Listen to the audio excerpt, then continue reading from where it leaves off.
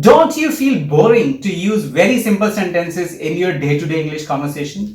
Yes, Vikram, it's very boring to speak, simple sentences in a daily language. But I want to impress somebody with my English. If your answer is yes, then this video is going to help you to convert your simple sentences into highly impressive, trendy, and useful sentences to use in your day-to-day conversations. I am Vikram, this is Riya, and we are going to start it without wasting any time. Let's start it. The first sentence which I want to raise is I'm very much tired. Yeah, it's very, simple sentence. Generally we say when we are tired, we say, I'm very tired. And the better English is, Vikram, you can use and you can use also that I'm exhausted. Generally, when I'm taking lectures, consecutively, I say to my students that I'm exhausted. Very good. It means when I gym, after that, I can say I'm exhausted. You can also use this. There is another common sentence which I generally use. I am very hungry. How to make it impressive?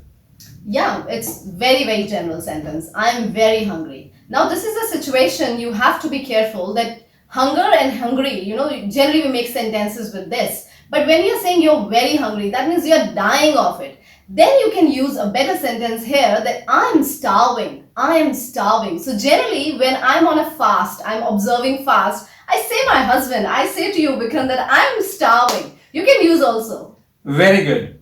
It means when I skip my lunch sometimes, then in the evening I may say I'm starving.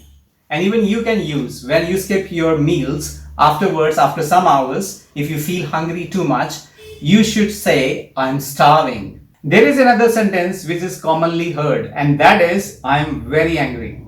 How to make it better?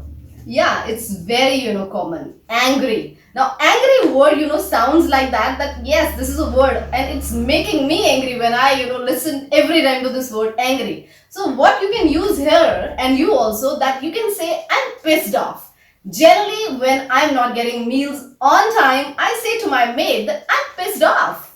Great, pissed off. This is the word which you can use in the replacement of very angry. Even few days back, I was very much angry with my colleague. I could say for that moment, I was pissed off. I was pissed off. Let's meet today. It's a very common sentence which people use in daily conversations, and we can convert it into a better sentence. Yes, of course, Vikram, we can do. When we want to meet somebody, we generally invite them like, let's meet today. But it's very boring. You can make it better by using ketchup. Now, ketchup, it's not a sauce which you generally use for your snacks. Now, ketchup is a very good phrasal verb which you can use to invite, somebody. So the better sentence can be, let's catch up today. So generally on Sundays, I invite my sisters for a meeting in this way. Let's catch up today. Great! So it means when you are going to invite your friends, so don't say let's meet today. You have to say let's catch up. Vikram, will you prepare a cup of tea for me? Cup of tea. I don't like it. I don't like preparing tea. You know that. Yeah, I know that you are not interested for preparing a cup of tea. And if you are not interested for doing anything, or if you don't like doing anything, then you can simply make this sentence into a better sentence by saying, this is not my cup of tea. That means you don't like it. It means when I have to say I do not like preparing tea, I can also say preparing tea is not my cup of tea. And it's really very funny to say preparing tea is not my cup of tea. So it means you can use this sentence in other situations also. For example, your brother or sister doesn't like to buy groceries. Then you should say buying groceries is not my brother's cup of tea or my sister's cup of tea. Very good sentence. So now in many situations you can use it. For example, playing guitar is not my cup of tea. Dancing is not my cup of tea, which means you are not interested in doing that. Riya, I'm very happy today. Oh, really, Vikram? Then you are on cloud nine. Oh, this is the sentence. Yeah. I am on cloud nine. Yeah, you can also use this sentence. It's really very impressive sentence to use. For example, if you have got anything new, which is your favorite one, then you can say I am on cloud nine. or you have got very good results in your examination, you are very happy, so you can say I'm on cloud 9. Ria, yesterday I was reading book and I fell asleep. Oh, really?